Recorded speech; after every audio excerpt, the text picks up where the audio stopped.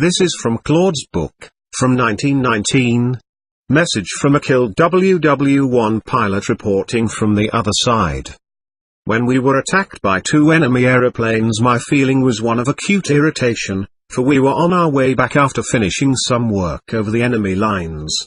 I felt harassed, too, as I climbed, and turned, and dived here and there to attack.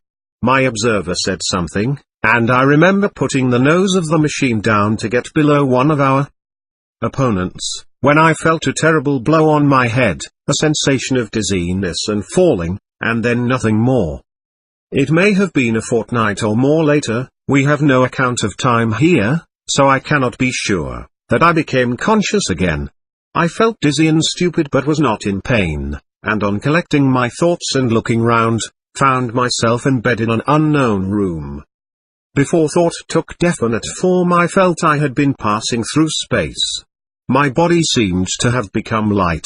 I wondered if I was in hospital, and if anyone had written to tell you I was wounded. Nurses moved about the room. If I attempted to talk or ask questions, a doctor came to my side and, putting his hand on my head, soothed me to silence again.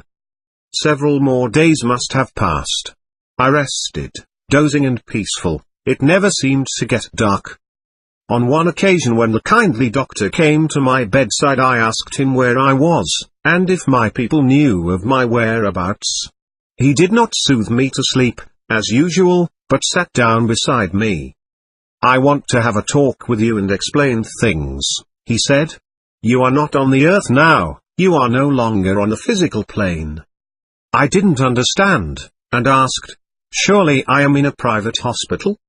"No," he replied, "you have passed out of the physical body and are in the state you used to know as having died." I could not believe him. "Great Scott!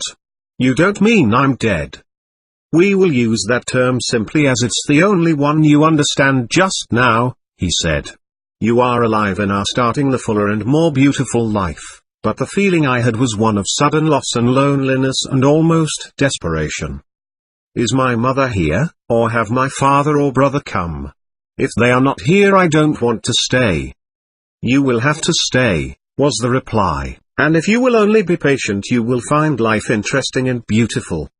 "It won't be interesting, it won't even be bearable if they are not here," I exclaimed indignantly. "Can I go to my mother? I must see her and know she can't see me before I can believe what you say is true. I feel as if it were all a dream."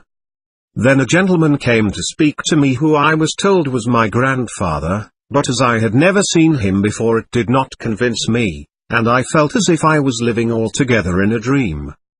Others came who claimed to be relatives and friends, including several ladies who kissed me, but as I knew none of them I remained inconsolable, and my friend the doctor promised, as soon as it was suitable, I should be sent to see you, that the truth might be proved to me. A few days later I was told I was to be taken home to see you. I can't remember the exact details of that evening, as I was shaken with conflicting emotions which chased through me joy, and fear, and hope, and grief, and impatience, and almost despair of the unknown future into which I had plunged without you. I passed with the 2 friends who guided me through the astral plane to the earth.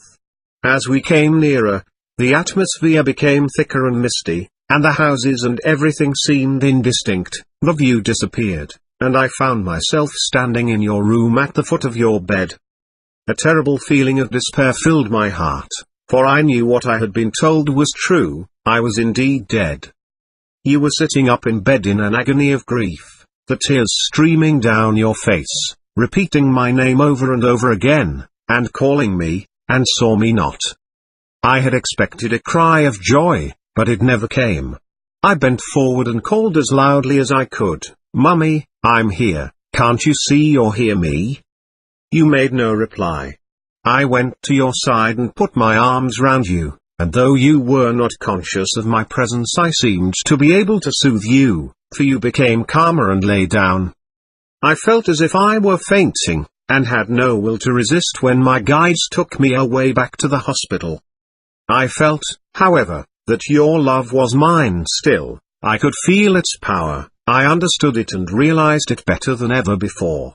It was a spiritual caress, and I felt it through every fiber of my body, and was full of thankfulness. I knew, too, that in all my life your love had never failed me, and that, even now, you would find a way, if it were possible, to bridge the gulf between us. You would never let me drop out. When I realized this, I knew the worst was over, and the bitterness of death had passed.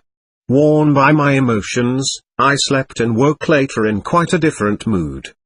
I found a young man seated at my bedside who said, "Well, old chap, we've pulled through."